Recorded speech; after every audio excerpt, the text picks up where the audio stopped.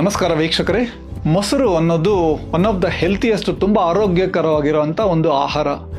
ಈಗ ನಾನು ನನ್ನ ಗ್ಯಾಸ್ಟ್ರೆಂಟ್ರಾಲಜಿ ಪ್ರಾಕ್ಟೀಸಲ್ಲಿ ಸುಮಾರು ಜನನ ನೋಡ್ತಾ ಇರ್ತೀನಿ. ಈ ಮೊಸರನ್ನ ರಾಂಗ್ ಟೈಮಲ್ಲಿ ತಿನ್ನೋದು ಅಥವಾ ಬೇರೆ ಬೇರೆ ಫುಡ್ಸ್ ಜೊತೆ ಮಿಕ್ಸ್ ಮಾಡ್ಕೊಂಡು ತಿನ್ನೋದ್ರಿಂದ ಅವರ ಒಂದು ಡೈಜೆಷನ್ನು, ಅವರ ಒಂದು ಇಮ್ಯೂನ್ ಸಿಸ್ಟಮ್, ಇಮ್ಯುನಿಟಿ, ಚರ್ಮ ಇದೆಲ್ಲ ಕೆಲವ್ರಿಗೆ ಅಪ್ಸೆಟ್ ಆಗ್ತಾ ಇರುತ್ತೆ. ನಾನು ಡಾಕ್ಟರ್ ಯೋಗಾನಂದ ರೆಡ್ಡಿ, ನಾನು senior medical gastroenterologist, Bangalore gastro center hospitals. So ಕೆಲವೊಂದು ಸಿಂಪಲ್ ಮಿಸ್ಟೇಕ್ಸು ಈ ಮೊಸರನ್ನ ತಗೊಳ್ಳೋದ್ರಲ್ಲಿ ಸುಮಾರು ಜನ ಮಾಡ್ತಾ ಇರ್ತಾರೆ. ಈ 4ನೇ ಒಂದು ಮಿಸ್ಟೇಕ್ ಇದೆ ಅನ್ನೋದು ಇದೆಯಲ್ಲ, ಅದು ತುಂಬ ಸಹಜವಾಗಿ ಮಾಡ್ತಾ ಇರ್ತಾರೆ. ಅದರಿಂದ ಹಲವಾರದ್ದು ಈ ಡೈಜೆಸ್ಟಿವ್ ಇಶ್ಯೂಸು ಕೆಲವರಿಗೆ ಆಗ್ತಾ ಇರುತ್ತೆ.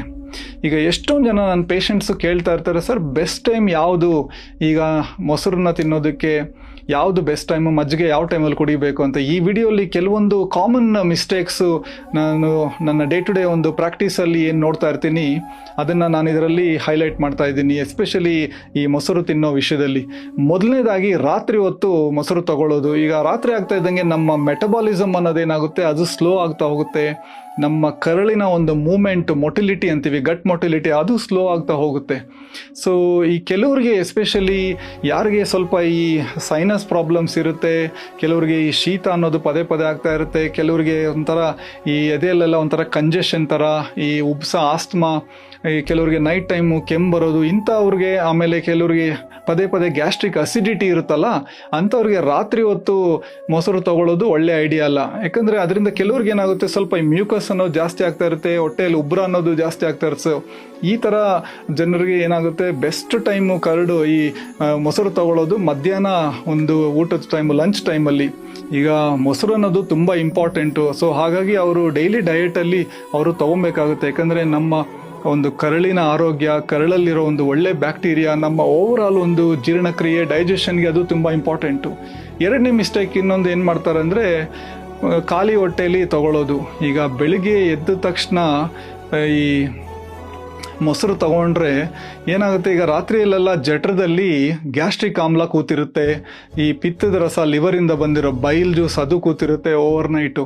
ಸೊ ನೀವು ಅದ್ರ ಮೇಲೆ ಡೈರೆಕ್ಟಾಗಿ ನೀವು ಮೊಸರನ್ನ ತೊಗೊಂಡ್ರೆ ಈ ಮೊಸರಲ್ಲಿರೋ ಒಂದು ಒಳ್ಳೆ ಬ್ಯಾಕ್ಟೀರಿಯಾನ ಡಿಸ್ಟರ್ಬ್ ಆಗುತ್ತೆ. ಸೊ ಯಾವುದೋ ಒಂದು ಆಹಾರದ ಜೊತೆ ತೊಗೊಬೇಕಾಗುತ್ತೆ.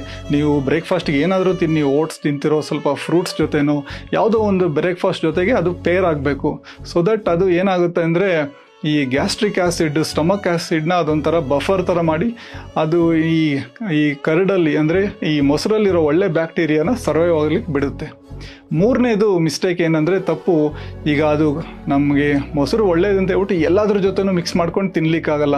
ಕೆಲವೊಂದು ಫುಡ್ಸು, ಈಗ ಫಿಶ್ ಆಗಿರ್ಬೋದು ಅಥವಾ ಈ ಮಟನ್ನು, ಇಂಥವೆಲ್ಲ ಸ್ವಲ್ಪ ಹೆವಿ ಫುಡ್ಸು.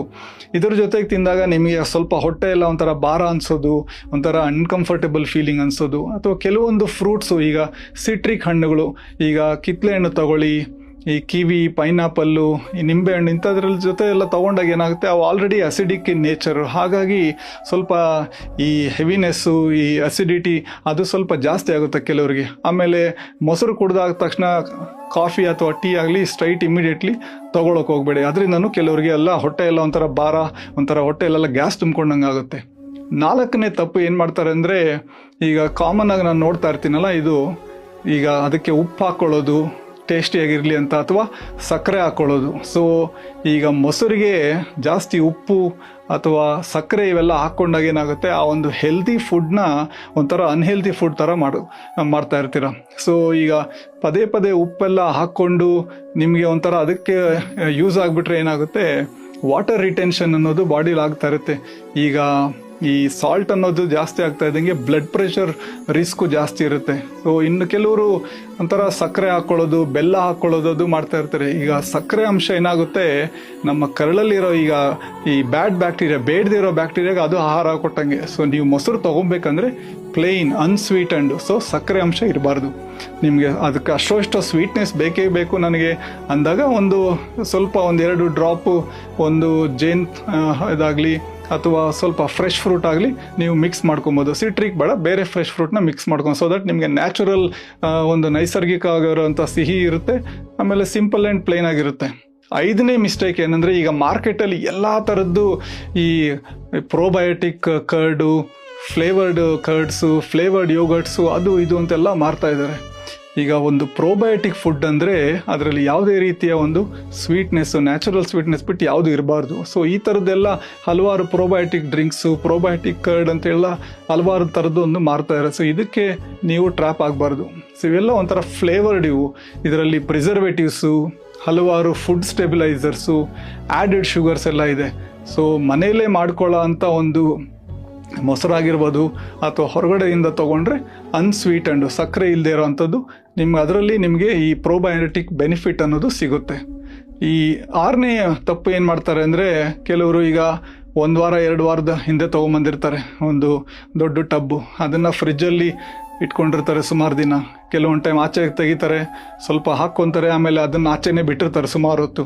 ಸೊ ಇದು ಜಾಸ್ತಿ ಹೊತ್ತು ಹೊರಗಡೆಗೆಲ್ಲ ಎಕ್ಸ್ಪೋಸ್ ಆದಾಗ ಅಥವಾ ಫ್ರಿಜ್ಜಲ್ಲಿ ಅದು ದಿನಗಳಗಟ್ಟಲೆ ಇದ್ದಾಗ ಅದರ ಒಂದು ಈ ಬ್ಯಾಕ್ಟೀರಿಯಾ ಅನ್ನೋದೇನಾಗುತ್ತೆ, ಅದು ಆಲ್ಟ್ರ್ ಆಗ್ತಾ ಇರುತ್ತೆ, ಸ್ವಲ್ಪ ಅಸಿಡಿಕ್ ಥರ ಶುರುವಾಗುತ್ತೆ. ಈಗ ಅದು ಒಂಥರ ರುಚಿ ಮಾಡೋಕ್ಕೆ ಒಂದೊಂದು ಸ್ವಲ್ಪ ಹುಳಿ ಥರ ಇದೆ ಅಥವಾ ಸ್ಮೆಲ್ ಒಂಥರ ಡಿಫ್ರೆಂಟ್ ಆಗಿದೆ, ಅದು ಒಂಥರ ಓವರ್ ಫರ್ಮೆಂಟ್ ಆಗಿರುತ್ತೆ.